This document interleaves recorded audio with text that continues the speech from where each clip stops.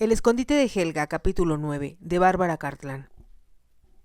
A un lado de la chimenea había un sillón donde su padre solía sentarse, y como se quejaba de las corrientes de aire, tenía detrás un biombo de cuero grueso para protegerse. Sin decir nada, el duque escondió a Helga con rapidez detrás del biombo, de modo que quedaba por completo oculta de quien se encontrara en el estudio. Regresó a su escritorio, se sentó, tomó la pluma y empezó a revisar los papeles que le había dejado su secretario. Unos segundos después se abrió la puerta y un sirviente, un tanto sobresaltado, dijo: «Un caballero desea verlo, su señoría. Estoy demasiado ocupado para recibir a nadie. A mí me recibirá». Bernard Howell hizo a un lado al sirviente y entró en la habitación. El duque lo miró con expresión de bien disimulada sorpresa ante aquella intromisión. Al ver al hombre de rostro robicundo, que, era evidente, bebía en exceso y con frecuencia, comprendió por qué Helga tenía miedo. «No recibo visitas por el momento», dijo con frialdad. Sin inmutarse, Bernard Howell caminó hacia el escritorio. «Vine, su señoría, a reclamar a alguien que me pertenece y que intente evadirme a refugiarse en su casa». «Al refugiarse en su casa». «No tengo la menor idea de lo que dice», respondió el duque. «No lo creo. La joven que montaba uno de sus caballos corrió al interior de su casa. Y me han dicho sus sirvientes que, en efecto, se hospeda con usted. Ya que parece estar tan bien informado, tal vez debamos empezar por el principio. Tenga la amabilidad de decirme, primero, quién es usted y con qué derecho entra en mi estudio privado sin mi autorización». Cualquier otro hombre se habría sentido incómodo ante el tono de voz del duque, pero Bernard Howell, sin que se le invitara, se sentó y contestó: «Me llamo Bernard Howell, provengo de Wiltshire, donde soy muy conocido en los círculos deportivos». Los ojos del duque notaron el fuete que Howell llevaba en una mano y se detuvo un instante en el cuerno de caza que asomaba bajo la chaqueta. No dijo nada y Bernard Howell prosiguió: «Helga Winsley, a quien acabo de ver entrar en su casa, va a ser mi esposa». Hizo una pausa, como si esperara que el duque negara que alguien de ese nombre se hospedaba con él, y luego añadió: «¿Cómo huyó de su casa para ocultarse de esta forma tan reprobable? Sin duda usa un nombre falso, pero en realidad, su señoría, es la honorable Helga Winsley, hija del finado Lord Winsley, e hijastra de Sir Héctor Preston, quien, como su tutor legal, ha dado su autorización para nuestra boda». «Si la señorita Winsley huyó de usted», dijo el duque con mucha lentitud, «no creo que esté muy entusiasmada con esa unión. Eso no importa. Como su señoría sabe, un tutor tiene control absoluto respecto a su pupila, y Sir Héctor Preston desea que su hijastra se case conmigo. Una historia muy interesante, que espera que yo haga. Espero, su señoría, que me entregue a la señorita Winsley enseguida. La llevaré de regreso a su casa y me aseguraré de que cosas como estas no vuelvan a suceder». «¿Y cómo se supone lograrlo?», preguntó el duque con un leve tono burlón. Bernard Howell entrecerró los ojos. «Le aseguro, su señoría, que sé cómo tratar a los caballos y a las mujeres desobedientes. Puede ser un proceso doloroso, pero Helga Winsley aprenderá a obedecer, que es lo que espero de mi esposa». Su forma de hablar provocó en el duque el deseo de golpear con el puño aquel congestionado rostro, pero se limitó a decir con actitud indiferente: «Me temo que lo que pide, señor Howell, es imposible». «¿Qué quiere decir con eso?». «Justo lo que dije. No es posible que la honorable Helga Winsley, como usted la llama, salga de aquí en este momento». Bernard Howell se reclinó en su silla. «Mire, su señoría, conozco la ley y está de mi parte. Helga Winsley viene conmigo enseguida o acudiré a las autoridades para demandarlo por el rapto de una menor de edad». El duque se limitó a mirarlo, despectivo. «Si usted conoce la ley, señor Howell, yo también, y, como patrón, tengo mis derechos. Un contrato de trabajo debe terminarse antes que la empleada pueda despedirse». «¿Empleada?», exclamó Bernard Howell. «Quiere decir que Helga trabaja para usted». «La señorita Winsley aceptó desempeñar cierta tarea por la que se le ha pagado, y no le permitiré que se marche hasta que no la termine». «¿Y cuándo será eso?». «Mañana por la tarde, cuando la llevaré de regreso a Londres. En ese caso, debo permitir que su derecho se imponga al mío, pero espero, su señoría, recogerla mañana por la tarde, y usted me dirá dónde puedo hacerlo. ¿Le parece bien a las 4 de la tarde en mi casa de la Plaza Grosvenor? Bernard Howell se puso de pie. Esperaré hasta entonces, pero espero que le diga a Helga que no toleraré una sola jugarreta más, y que si huye de nuevo lo lamentará mucho. Al duque no le pasó inadvertida la amenaza que encerraba la voz de Bernard Howell, quien, como si deseara enfatizar lo que había dicho, golpeó con su fuete una de sus pulidas botas. Mañana a las 4 de la tarde, su señoría, y si la señorita Weasley no está a mi disposición, acudiré a las autoridades. Ya lo dejó muy claro, señor Howell, y ahora, como estoy muy ocupado, le deseo buenas tardes. Bernard Howell no contestó y salió de la habitación dando un portazo. El duque esperó sin moverse hasta que las pisadas dejaron de escucharse por el pasillo. Entonces se puso de pie y caminó hasta la chimenea para hacer a un lado el pesado biombo, tras del cual se ocultaba Helga. Esperaba que saliera apresurada y se aferrara a él como lo hiciera antes, pero, en cambio, ella salió con pasos lentos y su rostro estaba muy pálido. «Ya todo está bien», le dijo el duque. «Ese hombre se ha marchado». «Hasta mañana», susurró ella. «Para entonces podemos pensar lo que haremos, y no tema. Yo...» En ese momento se abrió la puerta, y el señor Vanderfield entró en el estudio. «Lo buscaba, señor duque. Acaba de llegar un mensajero para avisarme que es muy urgente que yo vaya a Londres, a fin de asistir a una junta de negocios que se llevará a cabo mañana a las 9. No pareció darse cuenta de que Helga estaba junto al duque. Muy impresionado por la importancia de lo que decía, el señor Vanderfield continuó: «Por lo tanto, espero que su señoría comprenda que debo partir esta noche después de la cena, para tomar el tren que, según tengo entendido, se detiene en este cruce poco antes de las 10. Me he enterado de que llegaré a Londres en menos de una hora. De ese modo podré asistir a tiempo a la junta, y estoy seguro de que usted lo entenderá. Por supuesto que lo entiendo. Solo lamento que su visita a Rock sea corte». El duque se dio cuenta entonces de que Helga, con la rapidez de un animal asustado, había salido de la habitación, dejándolo a solas con el señor Vanderfield. Cuando terminó de escuchar lo que el americano tenía que decirle, quien puso mucho énfasis en lo importante que era su presencia en la junta, el duque estaba seguro de que Helga ya había subido a su dormitorio. Por lo tanto, no tendrían oportunidad de hablar más antes de la cena. Se preguntó si sería sensato enviar a buscarla, o pedirle que se reuniera con él antes que el grupo acudiera al salón plateado, como lo hiciera la noche anterior. En aquel momento la condesa de Carrington entró en el estudio y el señor Vanderfield se retiró. Ella se mostró más enfática que el americano al quejarse de que el duque la descuidaba. Había tenido un desdichado fin de semana, ya que lo había visto muy poco. El duque estaba acostumbrado a que sus romances tuvieran un abrupto final, y cuando se aburría de una mujer no deseaba verla más. Pero no había sospechado todavía que su relación con la condesa hubiera llegado a ese punto, hasta que se descubrió a sí mismo intrigado y curioso con respecto a Helga. Ella, de una forma asombrosa, había captado toda su atención.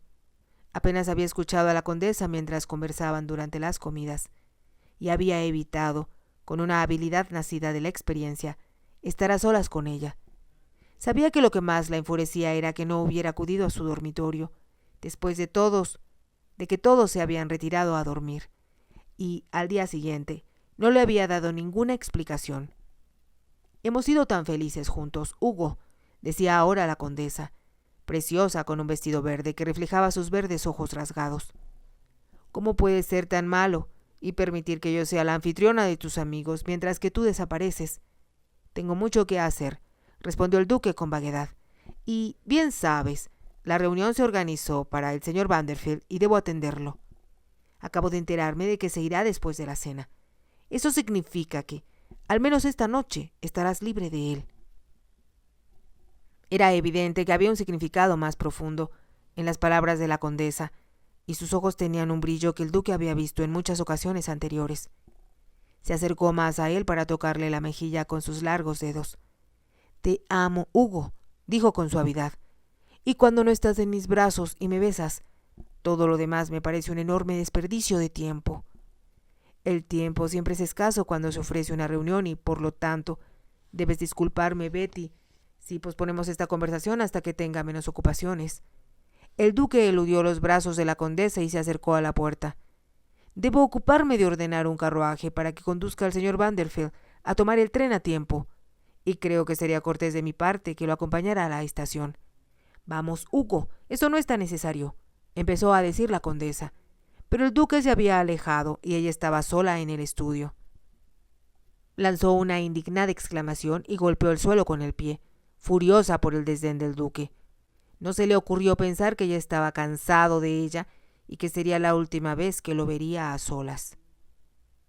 Mientras se vestía para la cena, el duque planeó lo que diría a Helga. Estaba decidido a que, de alguna manera, hablaran a solas mientras los demás jugaban a los naipes. Como era una de sus invitadas de menor importancia, su sitio en la mesa estaba muy lejos de él. Sin embargo, la observó. Estaba muy pálida y sabía que de haber estado más cerca habría notado el temor que reflejaban sus ojos. Aparentaba tranquilidad y se comportaba con una corrección y valor que él no pudo menos que admirar.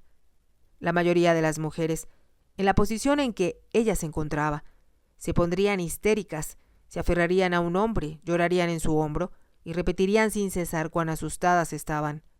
Por primera vez se le ocurrió pensar que Helga se comportaba como la dama que era por nacimiento, y comprendió muchas cosas que lo habían intrigado.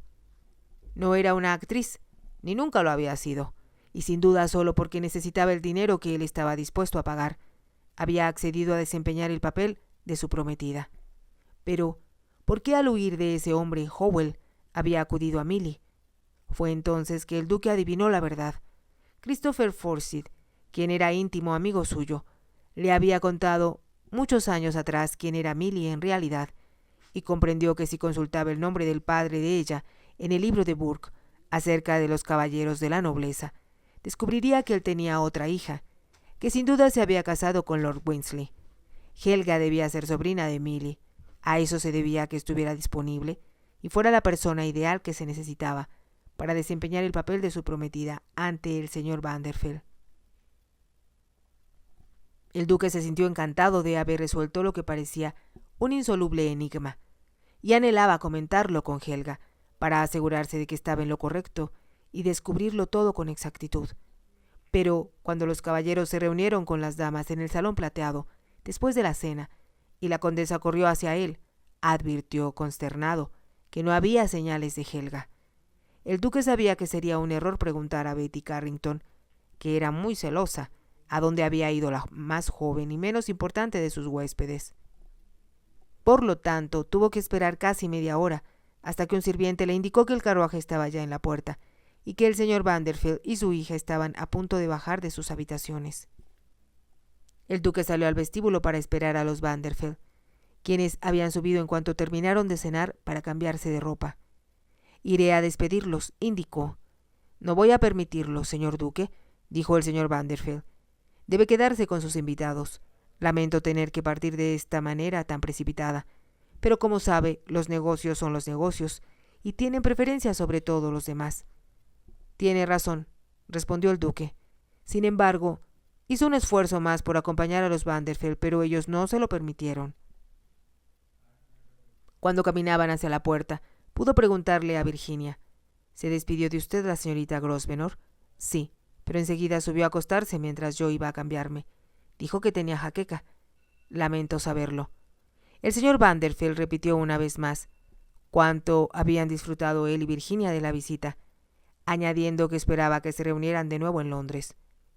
«Llevaré conmigo a Potter a su casa de la plaza.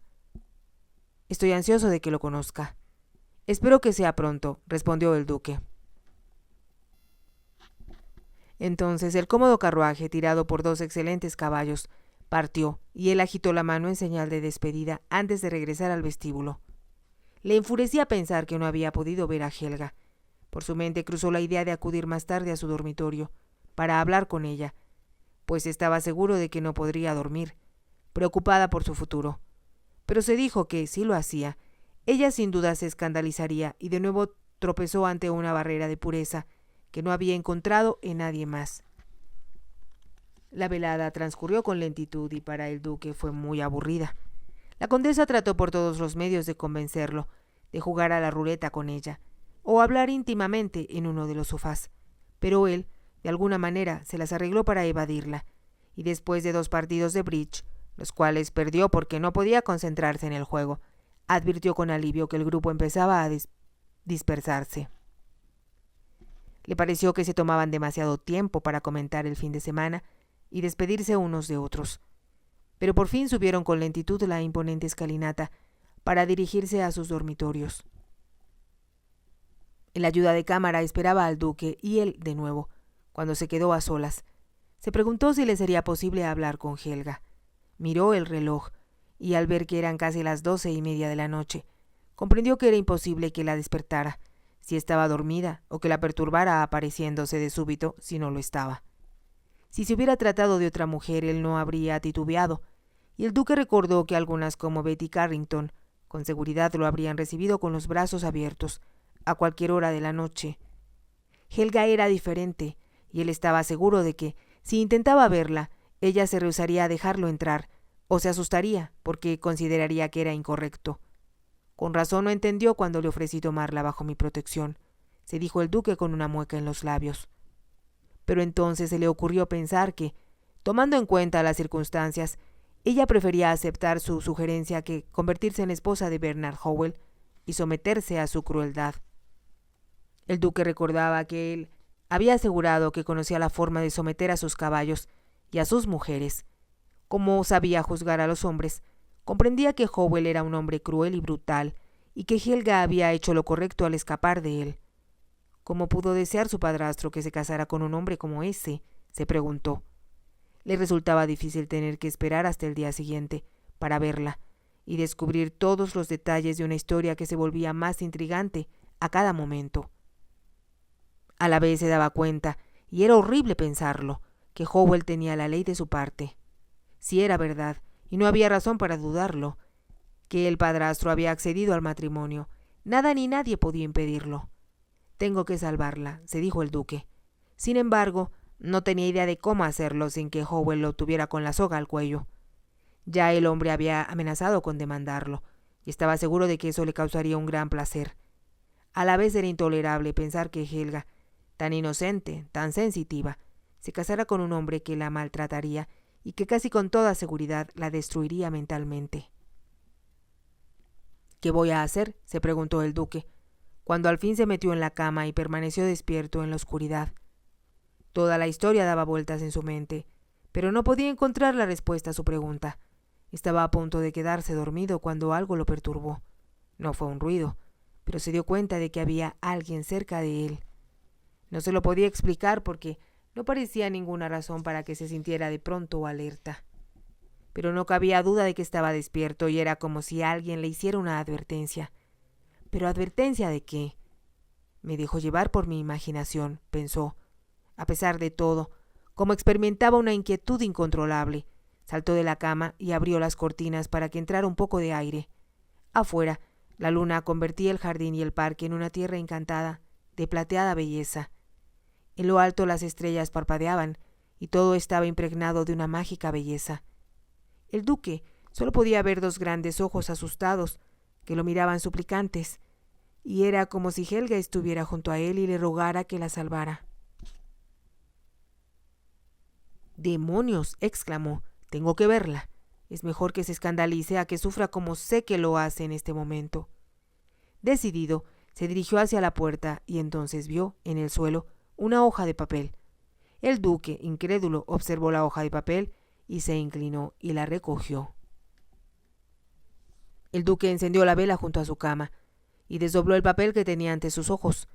El leer lo que decía le provocó un dolor físico. «No puedo hacer otra cosa, por favor. Trate de que todos piensen que fue un accidente. Le dije a mi doncella mientras me vestía que con frecuencia salgo a caminar por la noche si no puedo dormir. Usted ha sido tan bondadoso conmigo que no puedo hacerle daño, lo cual sucedería si intentara ocultarme. Gracias, 1000 gracias por todo, Helga». El duque miró de nuevo el papel, como si no pudiera creer lo que veía escrito y luego, con la decisión de un hombre acostumbrado al peligro, abrió su guardarropa y se puso una camisa y el primer par de pantalones que encontró. Después de anudarse una pañoleta al cuello, corrió por el pasillo, bajando por una escalera lateral que conducía a una de las puertas que daban al jardín. Cuando estuvo afuera, corrió con tanta rapidez como en sus días de escolar en Eton. Su instinto le indicaba con exactitud a dónde había ido Helga, pues recordó haberle dicho cuando cabalgaban por la orilla del lago. Solía nadar aquí cuando era niño. ¿Ya no lo hace?, había preguntado ella.